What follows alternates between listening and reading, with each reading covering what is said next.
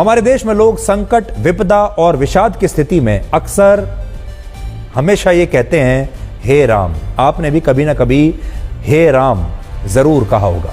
और महात्मा गांधी ने भी अपनी मृत्यु के अंतिम क्षणों में यही कहा था, हे राम।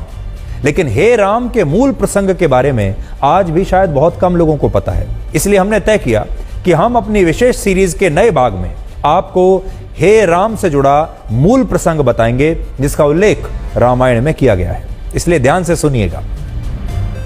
कैकेयी को वचन देने के बाद जब राजा दशरथ ने भगवान श्री राम को राज्याभिषेक से पहले 14 वर्षों के वनवास पर जाने के लिए कहा, तब राजा दशरथ का हृदय शोक और संताप में डूबा हुआ था।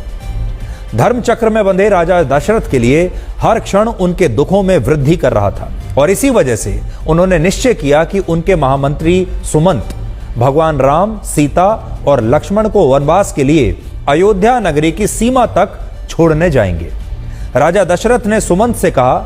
कि वो 2-4 दिन वन में बिताने के बाद किसी भी तरह भगवान श्री राम को अयोध्या वापस लाने का प्रयास करें, और अगर भगवान राम और लक्ष्मण उनकी विनती करने के बाद भी वनवास के वचन को तोड़कर अयोध्या लौटने के लिए तैयार नहीं होते, तो वो कम से कम सीता को तो जरूर वापस अयोध्या लेकर आ जाएं। इसका अर्थ यह है कि राजा दशरथ अपने पुत्र राम से एक क्षण का वियोग भी बर्दाश्त नहीं कर सकते थे, इतना प्यार करते थे, और वो चाहते थे कि भगवान श्री राम 2-3 दिन वन में रहने के बाद सुमंत के साथ वापस अयोध्या लौट आए।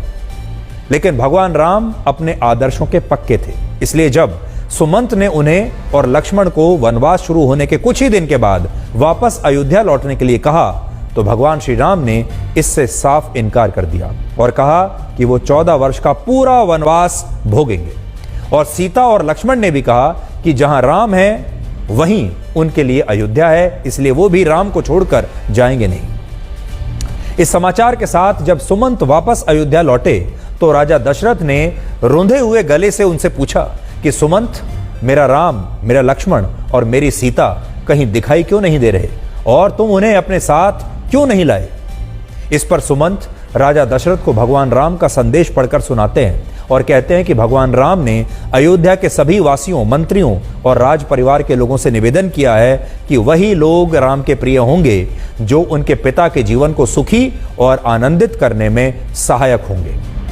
ये बात सुनकर राजा दशरथ को समझ में आ गया कि भगवान राम अब 14 वर्षों के वनवास के बाद ही अयोध्या लौटेंगे, और इन्हीं क्षणों में राजा दशरथ का दुख इतना ज्यादा बढ़ गया कि उन्होंने अपने प्राण त्यागने से पहले कहा, हे राम,